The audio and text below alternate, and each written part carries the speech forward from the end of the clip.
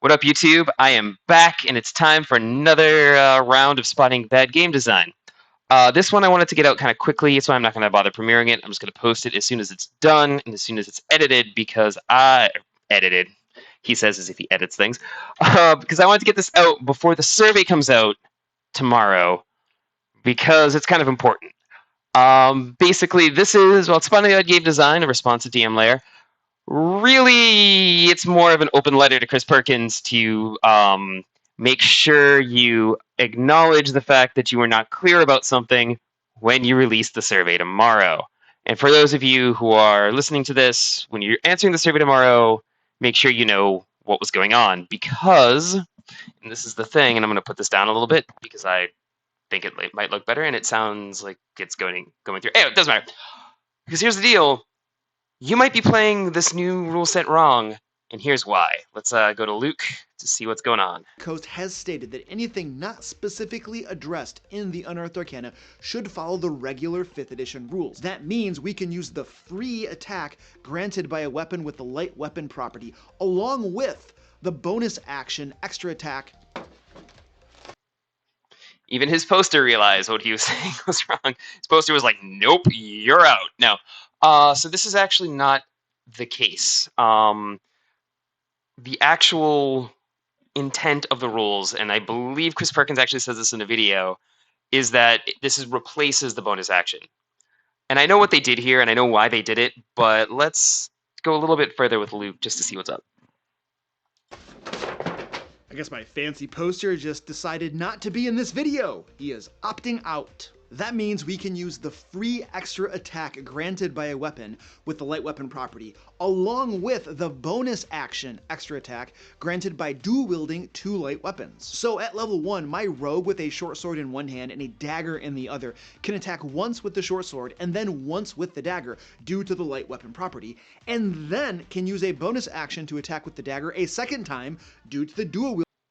So he goes into why this is not the case in a moment, and I'm actually going to stop my recording and then re-record when I get there. So, yeah. New rule, I would say that if you aren't using a shield or a polearm, you're definitely better off going with 2 light weapons over a 2-handed weapon. We're talking about 3d6 damage per round versus 2d6 or 1d12. I just don't see. Which should have been the first clue that wasn't the intention. Well, that shouldn't have been your first clue. That should have been your second clue. Your first clue should have been him putting it in the document, as we'll get to. See how 2-handed weapons can compete with that. They can't. That's the problem. Dual wielding light weapons is now definitely best in class. If you're doing it wrong. So now let me skip ahead again.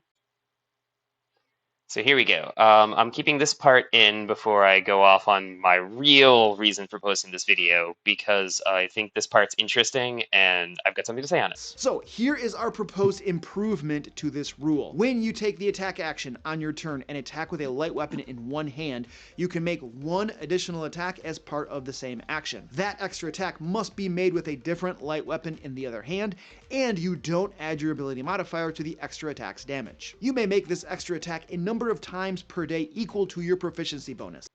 Okay, this is where I'm going to stop and say what he's trying to do, and I get what he's trying to do, is he's trying to save a bad rule by adding an extra step of complexity. And at that point, you just need to rethink what you're writing. So the question is, should it be a bonus action, or should it be just part of an attack that you make with a light weapon that you get this free bonus attack? I don't know.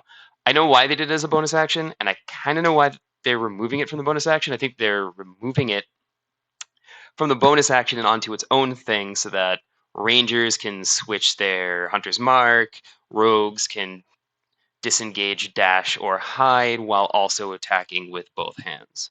I know when I play a rogue, the offhand attack from 2-weapon fighting, even though I had the 2-weapon fighting feat as the rogue, I only used it if I missed with my on-hand attack because I didn't want to miss out on that sneak attack damage in that round. So that was the only time I ever used the offhand attack, because I would just use my bonus action to do cunning action, because that's what you do. So that's probably why they wanted to move it from a bonus action to just an action with the light weapon property, but they were not explicit. They were not explicit about this being the new rule. So wait, before I get into that, back to Luke's proposed change. This is just adding needless complexity. You get to do this and this other thing, but you only do this number of times per day equal to proficiency bonus. And while that does fit with a lot of the newer 5th ed stuff that's coming out, using the proficiency bonus as a limiter to the number of times per day you can do something, it's just an extra neat extra step. It's a little bit more complexity. It's making it slightly more overpowered than it was, and there's no reason for it. Now, on to the real issue.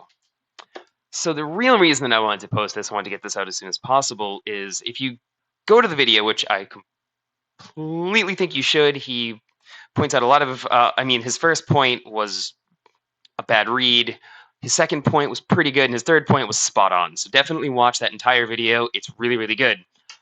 The reason that I'm posting this video is, as you can see in the comments, which I don't know about you, I tend to try to avoid the YouTube comment section. I mean, we elected one for president once. It was a terrible idea. But the YouTube comment section is usually pretty toxic. However, my comment section is pretty good, and his comment section is pretty good as well. Someone pointed out that no, they had moved it from the bonus action to the light weapon, and apparently Chris Perkins mentioned this in a video. Now, I don't know about you. I didn't watch that video. I just downloaded the document and started reading it and started going for it. I haven't actually got to play test it yet. I'm doing that tomorrow night. But that's what I did. And if you didn't see that video or read the comment section of YouTube, because those are usually toxic places, and why would you subject yourself to that, you may have missed that. And if you made the mistake Luke made, which is a pretty honest mistake, and also the kind of thing that players are going to try to say, if you're a player playing with this rule set, you can be like, no, I get to do this as a late action, and I get to do this as a bonus action because it says 2014 Player's Handbook, and there's nothing that says that it doesn't do that anymore. Even though both the two-weapon fighting style and the dual-weapon fighting feat, or whichever one's which, I can never remember the names of them, doesn't matter. There's the feat and the fighting style. They're both feats now. So that's even more confusing. But there's the two-weapon fighting feats, and they both reply. They both wow. They both proc off of the light weapon property and don't mention anything about a bonus action two-weapon fighting. That could have been your second and third clue that this wasn't the case. But the first clue should have been a note in there about that language saying, hey, this is no longer the case. And I know why they did it this way and why they didn't put it in there, because they want this to be the wording that's going into the player's handbook. But if you're going to reference the 2014 player's handbook, mention the things that are in the 2014 player's handbook that no longer apply. And when you say, hey, this has changed now, be like, whatever the heading is in the PH that describes this, I don't know, I'm just used to it from D&D Beyond character sheets that just say it's a thing in their bonus action that you can do. But wherever it says you can do this in the 2014 player's handbook, rewrite that section and just with a cross out on that whole thing and a note that says see the light weapon property, and then you're done. Now you're faced with the problem that some people may have been playtesting these rules under the same mistaken idea of how this works that Luke was under in his video, and that is going to throw off your playtest. You're going to get a lot of people being like, oh, this is too powerful, two-weapon fighting's too powerful, and they're going to be like, oh, should we move it back to the bonus action? Well, the reality is, no, it's just pick one, and you already did, and that's fine. So, Chris Perkins, if you're watching this, which you're probably not, write that in the survey that, hey, this was not the way that this was intended. It was intended as a replacement to the bonus action. Let us know what you think, because that's what you're testing right now. You're not testing using it on top of the bonus action. But you didn't explicitly state that anywhere, and guys, do better. You're going to get a terrible playtest if you don't put the right data in your playtest. All right, well, that's all I wanted to say on that. Just basically, if you want to playtest something, write it out explicitly. And if you find yourself adding needless levels of complexity to save an idea, maybe it's time to rethink that idea.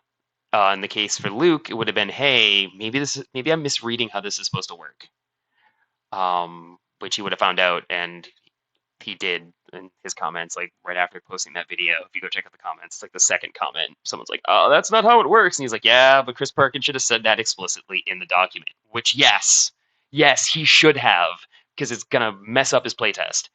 So yeah, If you find yourself adding needless complexity to save a rule, maybe that rule doesn't need saving. Maybe you should rethink how it works in general. And if you're gonna reference a document in another document, you gotta also tell us where it's different. You can't just tell us the new stuff. You also gotta be like, hey, by the way, this no longer applies. See light weapon. Done. That's all they would have had to have said. And then Luke would have found it. And also, as a DM, sometimes players will come at you, and there's a whole thing Bob World Builder just released, I think today, on the influence action, which I might talk about tomorrow if I have time. I I have like an hour to do any kind of video recording because that's between when work ends and my daughter comes home from school. So yeah, it's fun. And I would have put this out yesterday, but instead she came home early and we built a Lego pirate ship, or well, part of a Lego pirate ship. She's 4. She doesn't have a very big attention span for that. But anyway, that's why this is kind of late in coming, and hopefully catches you before you fill out that survey. If you're making that mistake, if you're not, great. If you read between the lines, great. If you didn't, that was the intention. And Chris Perkins, do better, or at least put the differences in the document, because people are going to use that. And players are going to argue for whatever they want. If you're a 2-weapon fighting player, you definitely wanted to do both the bonus action and the light weapon property thing, because more damage for you, more actions. Players love actions. As a DM, I hate giving players lots of actions. Giving players lots of actions slows down combat. The more you can do on your turn, the longer your turn takes, and the fewer turns other people get. So less is more when it comes to actions for players, but that's a whole other thing for another time. Anyway, like and subscribe. Comment down below if you've got some opinions. I'm sure you do. I'm sure I released this really quickly and talked really fast, so I'm sure I messed some stuff up. Even if you just want to criticize my mic skills and my microphone, because yeah, tried plugging it in this time. Hopefully that sounded better. If you've listened to the other 2 videos I put out recently and you have an opinion on the microphone, let me know in the comments. Link to Luke's is in the doobly-doo. And yeah, like, subscribe. Only click the bell if you want to know when I'm live streaming Skyrim. If you want to talk D&D while I'm live streaming Skyrim, just come in and comment. When I finally see the comments, I'll be like, oh yeah, hey, what's going on? Yeah, and I'll answer your questions. Because generally, especially right now, I'm just running back and forth between cities to get my steps in. So, that's a thing.